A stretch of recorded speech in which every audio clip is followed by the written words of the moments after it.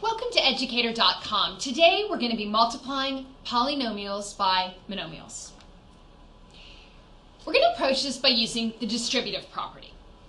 Remember that the distributive property allows us to do the following. If we have an expression such as a times b plus c, the distributive property says that that's equivalent to a times b plus a times c. It's also important to remember that the distributive property can apply to more than two terms. It can apply to multiple terms. So this would give me a times b plus a times c plus a times d, and on. We're going to apply this distributive property to allow us to multiply and simplify expressions. For example, if I have a monomial such as 2x, and I'm going to multiply that by a polynomial such as 5x squared plus 3x minus 4, then using the distributive property, I'm going to say 2x times 5x squared plus 2x times 3x plus 2x times negative 4. From there, I can go on and use my rules for multiplying monomials in order to simplify this expression. We can also use the distributive property and multiplying monomials and polynomials in order to solve equations. So by using the distributive property, I can simplify an expression, and then I can use my regular techniques in order to isolate the variable and actually solve equations. First example, I'm going to be multiplying a monomial by a polynomial using the distributive property. And here I actually have a trinomial, so it's 3 terms. So I'm going to end up with something like this. 3x cubed times 2x to the 4th. Then I take my second set of terms, so I'm going to have 3x cubed times negative 8x squared. Then 3x cubed times 7x. Then I go on and use my rules for multiplying monomials with the same base, which the rule says that if I have monomials with the same base and I'm multiplying those, I need to add the exponents. So 3 times 2 is 6. I have x to the 3rd times x to the 4th, so I'm going to add 3 and 4 to get x to the 7th. 3 times negative 8, that's negative 24. X cubed and x squared is going to give me x to the 5th. 3 times 7 is 21. X to the 3rd plus x to the 1st is x to the 4th. So I use the distributive property to get rid of the parentheses, and then I use my rule for multiplying monomials. This second example is a bit more complex. I have a monomial times a polynomial, and then I'm going to subtract another similar expression. So I'm going to approach this by first using the distributive property. This is going to give me 4y times 3y cubed plus 4y times negative 4y squared plus 4y times 7y. Now, I'm going to change this to a plus because I'm going to be applying this negative sign to each term inside the parentheses. So the negative sign is going to actually move into the parentheses, allowing me to just add. So I'm going to have plus negative 6y squared times 7y squared plus negative 6y squared times negative 8y plus negative 6y squared times 6. Okay. So I'm going to go ahead and use my rules for multiplying monomials when I have the same base, and I'm going to add the exponents. So that's going to give me 12y to the 4th, and I have 4 times negative 4, so that's going to be negative 16 y cubed plus 28y squared minus 42, and then I have 2 plus 2, so it's y to the 4th. Negative 6 times negative 8 is going to be positive 48, and then I'm going to add my exponents to get y to the 3rd, and then I have negative 6y squared times 6, and that's going to give me negative 36y squared. Okay. This is still not completely simplified because I have some bases that are the same, and in that case I can add those like monomials, so I'm going to go ahead and group those. I first have 12y to the 4th minus 42y to the 4th, so that takes care of everything that is y to the 4th. Next I have negative 16y to the 3rd, and I look and I've got 48y to the 3rd. I go back, I have y squared, so I have 28y squared minus 36y squared. So I've taken care of each term, and I'm just going to go ahead and add and subtract. 12y to the 4th minus 42y to the 4th gives me negative 30y to the 4th. Negative 16y plus 48y is 32, it's y cubed, 32y cubed, minus 16y cubed plus 48y cubed, 32y cubed. 28y squared minus 36y squared is negative 8y squared. Now it's simplified because I don't have any powers raised to powers. I don't have any fractions that need to be simplified, and I can't further combine any of these terms because I don't have any like terms. So in order to simplify this, I first use the distributive property, and then I further simplified by adding like terms. Okay, the third example is quite long, so we're just going to take it one part at a time. We're going to be multiplying monomials by polynomials and then doing some adding and some subtracting. First, using the distributive property to get 2w times 3w to the 3rd plus 2w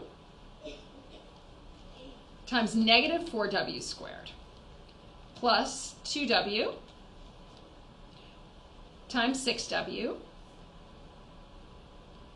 plus 2w times negative 7. So that takes care of this whole expression right here. Now, for my second expression, I have plus 3w squared times 4w squared plus 3w squared minus 6w, coming over here to finish this out, plus 3w squared times 7. So that takes care of my second expression. My third expression, negative 7 times 2w to the 4th plus negative 7 times negative 6w cubed plus negative 7 times w squared plus 7, negative 7 times negative 6w. Okay, so as you get more comfortable with this, instead of writing this all out, this is a step you'll be able to just do in your head. You'll be able to skip from this step to the next step that I'm about to do. So in the next step, I'm just going to multiply the two monomials. So I'm going to have 2w times 3w cubed, and that's going to give me 6w to the 4th. So soon you'll just be able to say, okay, it's 2w times 3w cubed, and go straight to this step. But I wanted to write it out to show you what that step is. Okay, so then I have 2w times negative 4w squared, and that's going to give me negative 8w to the 3rd. 2w times 6w is 12w squared. 2w times negative 7 is negative 14w. 3w squared times 4w squared is plus 12w to the fourth. 3 times negative 6, that's negative 18. W squared times w is w to the third. So I finish this, I'm down to here. 3 times 7, that's 21 w squared. Negative 7 times 2w to the fourth is going to give me negative 14w to the fourth.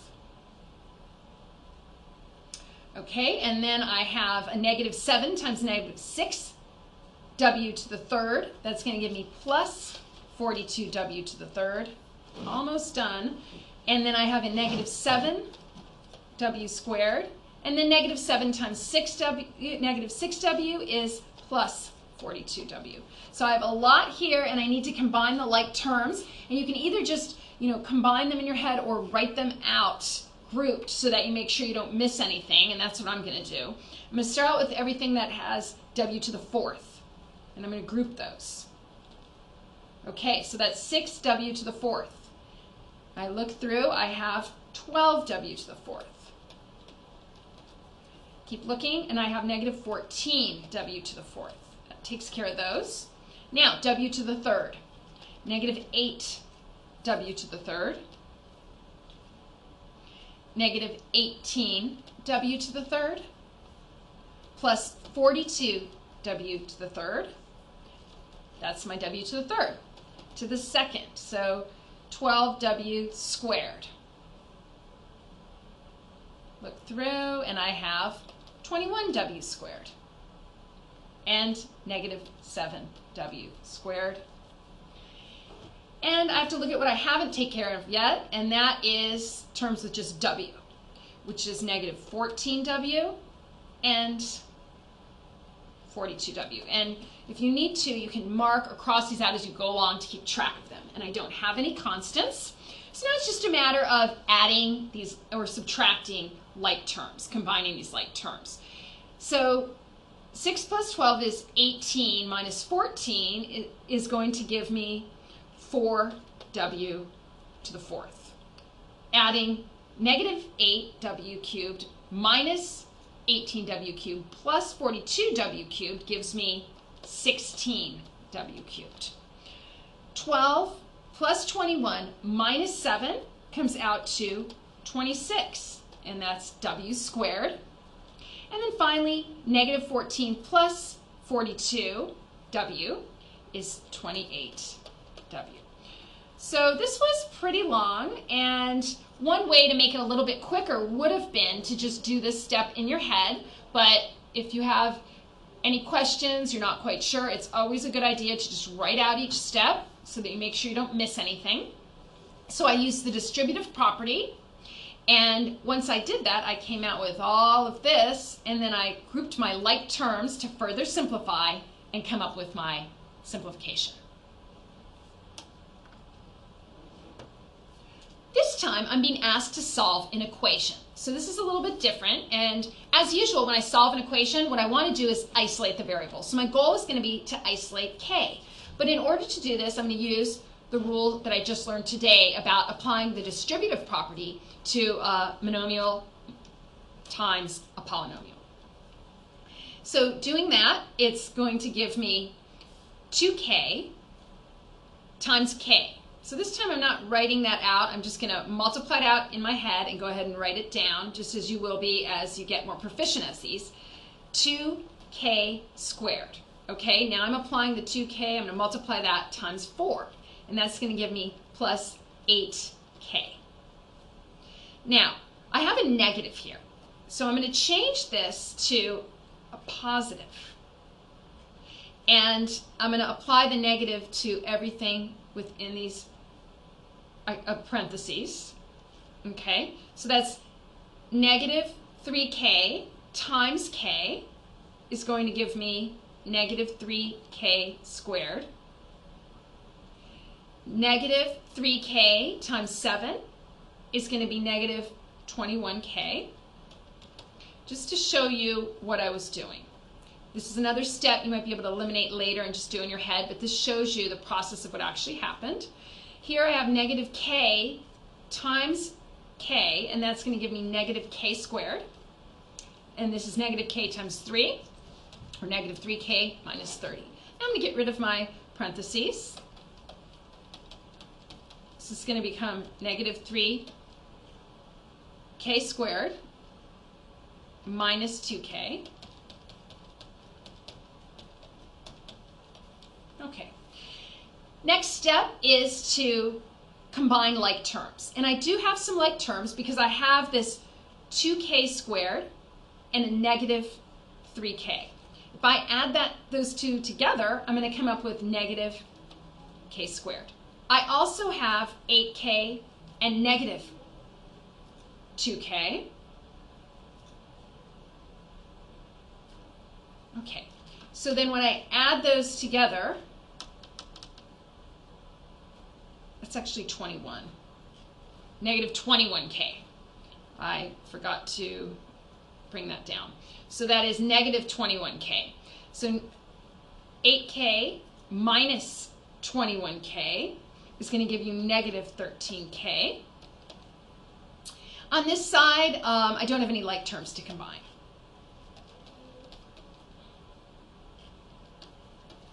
Okay, now the next thing I'm going to do is add k squared to both sides. And let's see what happens when I do that, because I'm trying to isolate my k. So I'm trying to move this k to the other side. And in order to do that, my usual technique is to add the opposite.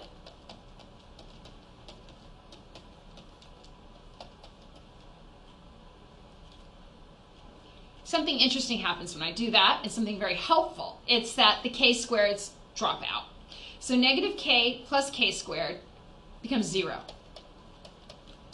On this side, the same thing. Negative k squared plus k squared also becomes 0. And this leaves me with something that's pretty easy to work with.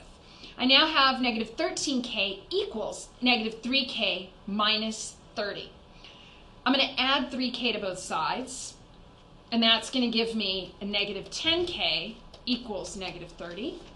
And then I divide both sides by negative 10, and I come up with k equals 3. So what we did is use the technique of multiplying a monomial by a polynomial using the distributive property to solve this equation. And once we did that, we applied the distributive property, we got to this point, and then we just applied the usual techniques for solving equations. And fortunately, the k squared dropped out, and later on we'll learn how to solve equations with a term like this, but for right now, we're solving linear equations, so that gave me a linear equation that I was able to solve with k equals 3. That concludes this lesson. I'll see you soon on educator.com.